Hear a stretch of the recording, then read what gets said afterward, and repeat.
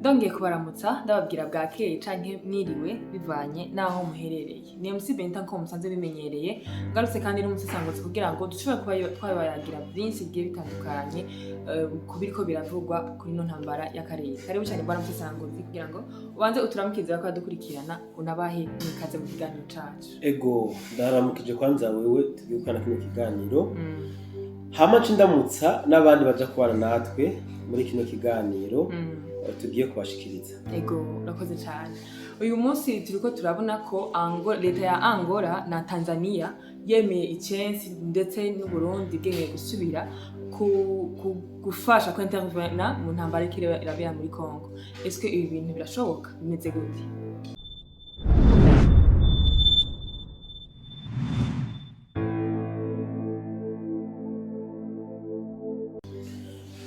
Ikintu cyane ngiye kuvuga ni igiki.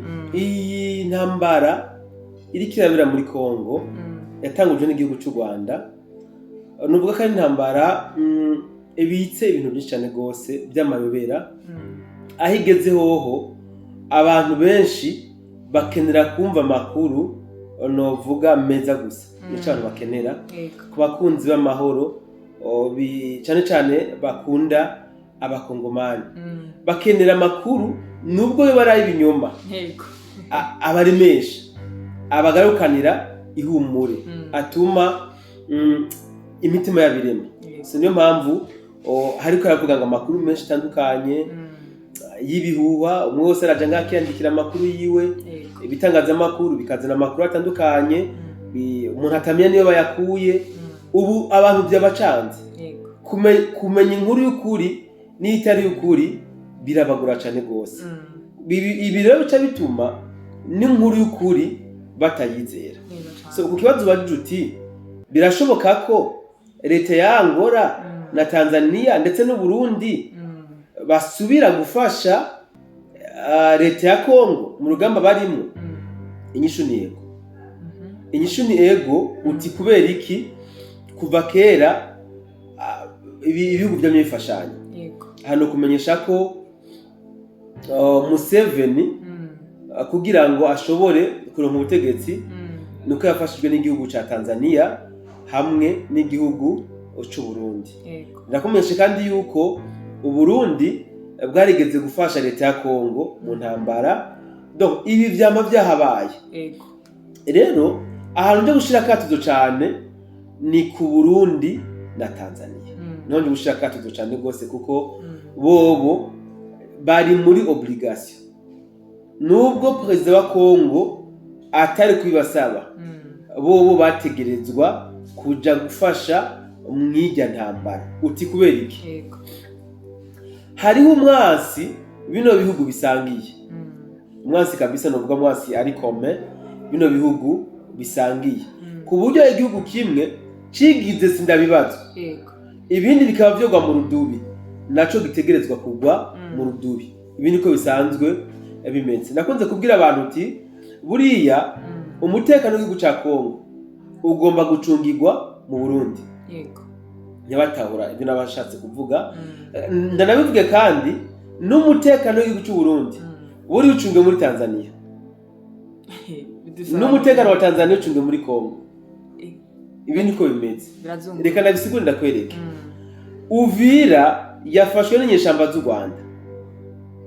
Ikigali niho habire celebration. Hamache bazikibazo ko bivugwa ko abariko baragwana mu butaka bwa Congo ari abakongomani bariko baraharanira ubwigenge bwabo. Bigenda gute aba bakongomani bigarurira agace kamwe ko ku butaka bwa Congo celebration gacibera Kigali? Ibi muntu ubiho byumvisha. Donc nivyo navuze ni buriya hariho umwasi bino bihugu bisangiye. Bivuze ngo rero u Burundi na Congo hari umwasi basangiye. Na Tanzania ndayishireko irasangiye umwasi n'u Burundi ndetse na Congo. Niyo mpamvu ibihugu bitatu byategerezwa kugira urunani rw'intamenwa. Byategerezwa kuba bifise igisirikare novuga regional, igisirikare gihari kugira ngo gituze imigwi y'iterabwoba yabaye kreye hano mu karere. Usanga tuzi yuko hariho imigwi y'iterabwoba myinshi hano mu karere k'ibiyaga binini, kandi iyo migwi ikora cyane mu bihugu bisanzwe biyobowe n'ababantu. Ibi twaba twabivuze. Kongo imwe intambara yakorewe n'umubantu. Uburundi buri subsone ko bugomba kuja mu ntambara kubera buyobowe n'umubantu. Na Tanzania niko kuko umugambi uri ku butegetsi nuwo babantu. Donc ibi nibigaragaza yuko bino bihugu bisangiye umwasi. So rero Uburundi gusubira muri Kongo novuga ngo sigisaba habona itegeko. Kumva ko ingabo z'u Burundi zigomba gusubira muri Kongo ico sigisaba n'itegeko. Bagomba kujayo ku neza y'umutekano w'igihugu cacu. Ibi niko bimeze. Na Tanzania nubwo bakweza amaguru bagateba gushikana ingabo ku butaka bwa Kongo, nabo vouloir upa bari muri obligation yo gushira abasoda muri Kongo. Kubera yuko hinge gati muri Tanzania, kubera yuko nkamwe byoshika Tanzania ntirungike ingabo kuja gutanga umusada, bigashika ubundi bugaterwa bugafatwa. Na Tanzania ntazo bisigariye. Navuze ko Tanzania no Burundi na Kongo basangiye umwazi. Wanashaka n'ubwo Burundi butofatwa, mugabo Kongo bagakomeza kuyivamiya bagashika hajya mu ntara ya Tanganyika za Karemi bakazifata zandi. Umve ko Tanzania nayo izoba iri muri danger, kuko uyu mwansi bino bihugu bisangiye azoba afise access mu buryo bworoshe bwo gushika ku butaka bwa Tanzania. Niyo mpamvu navuze ngo uburiya n'umutekano wa Tanzania ucungiwe muri Kongo. Kongo irafise kuba yotanga inzira yo kuja kudestabiliza Tanzania. Nuko Tanzania ifise inzira ishobora gutanga inzira yo kuja kudestabiliza Burundi. Donc ibi rero niyo mpamvu bino bihugu bigomba kuba byoshira inguvu hamwe ku neza canke ku nabi kugira ngo ushobore kurwaniriza umwasi hamwe. Angola twarabonye aho president wa Kongo nimba nihenze hari samedi si c'est pas vendredi nivuga cyane mugabo aho yari yagiye kubonana na Lorenzo. Ndakubitse ko Lorenzo yari wasanzwe magingo ayoboye cyangwa se hagarariye ubumwe bwa Afrika. Rero kubona umuntu ayoboye umuryango wa Afrika hariho igihugu kiri mu matati kikamwitura, ntashobore kuba yo intervena, ubwo ucamba yuko umuntu atari dinye yo kuba yoshobora kuyobora ubumwe bwa Afrika. Ubundi ndavuga ko yatevye cyane kuko dufatiye ku gihe Tshisekedi yamwituye, tugafatira ku gihe intambara zimaze imisi hano ku butaka bwa Kongo, kandi n'uwazitanguje amaze kumenyekana ntiyashobore kuba hofatwa ingamba zo gushobora kuba yohagarika iyi ntambara. Mu by'ukuri ndashaka kuvuga yuko habayemwo uguteba, usibye no guteba ndashaka kuvuga yuko habayemwo no gusamba kutagira uko kungana. So rero kumva yuko Angola na Tanzania bagomba kuza muri Kongo ntabwo ari ntama yoba yuriye inzu, ahubwo ni igikorwa bakagombye kuba barakoze imbere y'igihe cyo kuza gutabara igihugu ca Kongo. Kuvuga naho ko Burundi bushobora gusubizayo ingabo, iryo mu byo ico nabivuze neza sigisabo iryo nitegeko. Yes, urakoze cyane ku muco uduhaye kuri ico kintu. Ikindi kibazo numva mengana kubaza cy'ingenzi nuko uyu munsi inzego z'iperereza cyangwa se inzego z'ubutasi za Amerika zatoye ububiko bw'ibigwanisho bitamenyerewe muri Ethiopia. Donc ibigwanisho u Rwanda byariko birakoresha muri no minsi. Iki naco kimeze gute? Ubundi nakoze ibiganiro byinshi kuri ico kibazo mugabo hari indi mbono ngiye kubitanga ko nigeze mvuga. Ibikoresho bya gisirikare bitamenyerewe, sibyo? Ubundi intambara u Rwanda riko ragwana muri Kongo ni intambara rikavuga sinambara yo kugira ngo bashoke kugarura ubutegetsi bwa Kongo.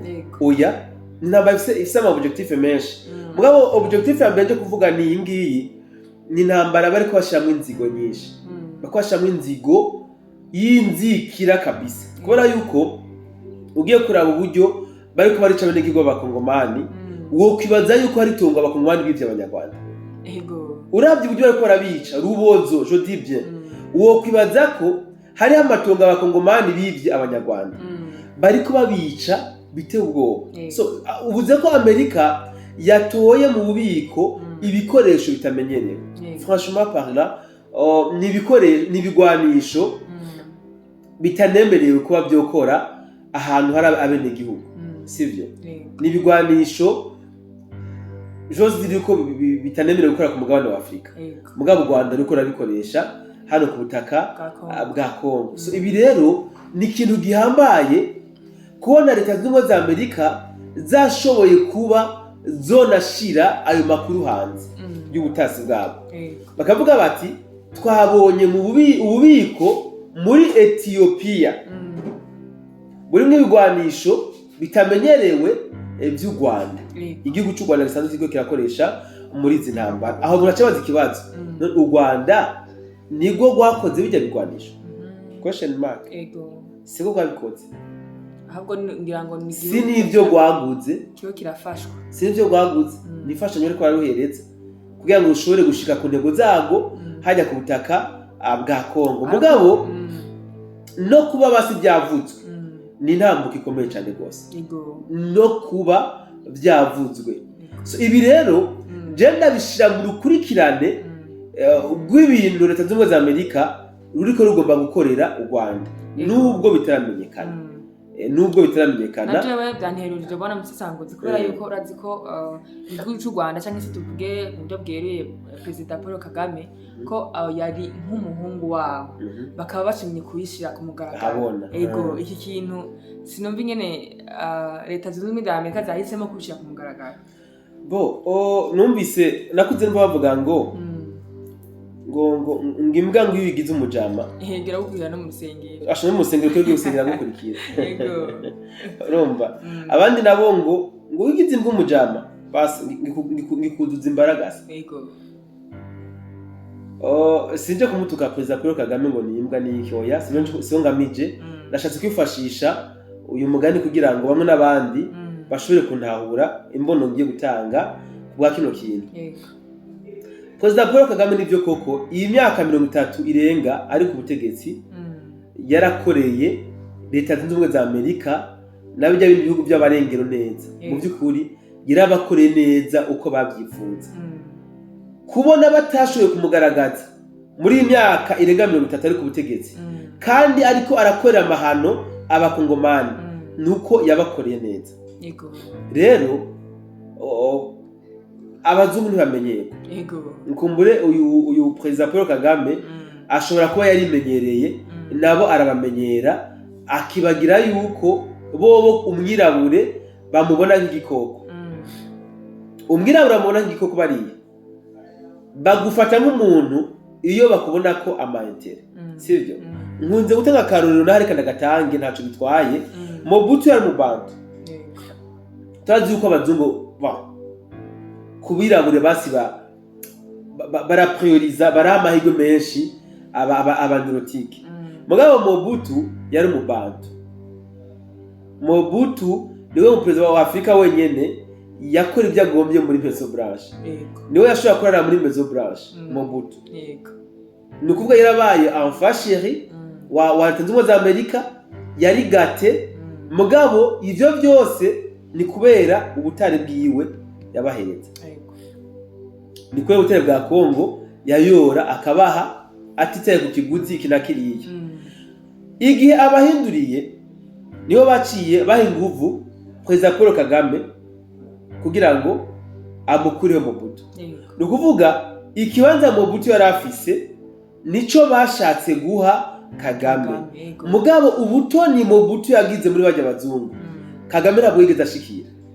Jamais. Ntabwo yigeze ashikira. So bivuze ngo rero icatumye bakaraba Mobutu umwe yarara muri Maison Blanche ari mu Bantu w'umunyafrika umwe atakintu na kimwe atakoreye bijya bihugu by'abarengero. Ni igiki cyo babuza gukaraba Kagame? Ntaco mubuza.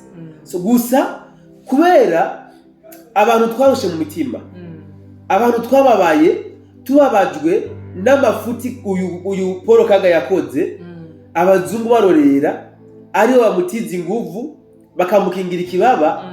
Ntidushobora kwiyumvisha yuko leta z'ubumwe za Amerika zishobora kuba zo mukaraba, nibyo tutiyumvisha. Mugabo birashoboka neza cyane, bakamukaraba kabisa, hajyari bakahamukura bakashira undi bishakiye, ashobora kubashikana ku nyungu zabo.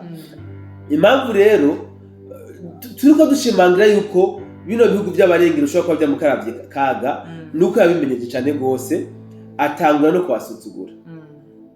Amaze iminsi ariko arasuzugura leta zunze ubumwe za Amerika.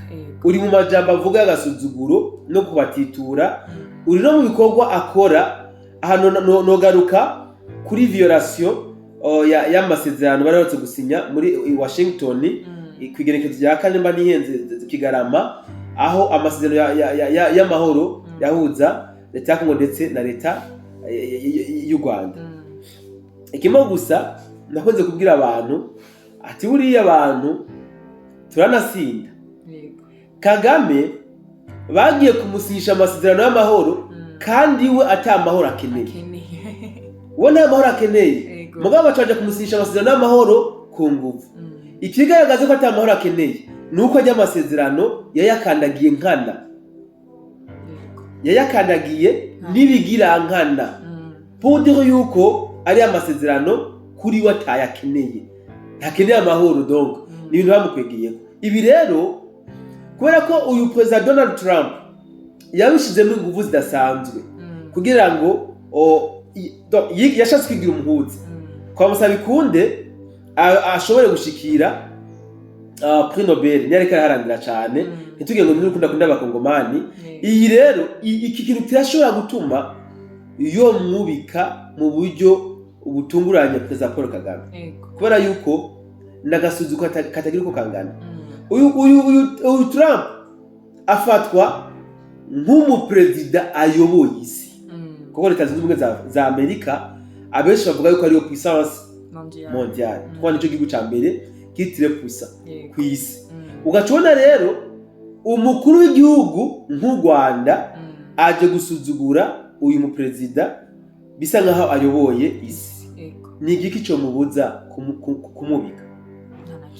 Nta kimwe. So dufatiye rero ku majambo abanyamerika batandukanye ariko baravuga, haba ayavuge mu kanama kateguwe kiteraganya karoni bitewe nuko u Rwanda rwaviyora amasezerano, haba amanama ariko haba plutôt amajambo ariko arandika ku mbuga za X z'abategetsi batandukanye ba leta zunze ubumwe za Amerika.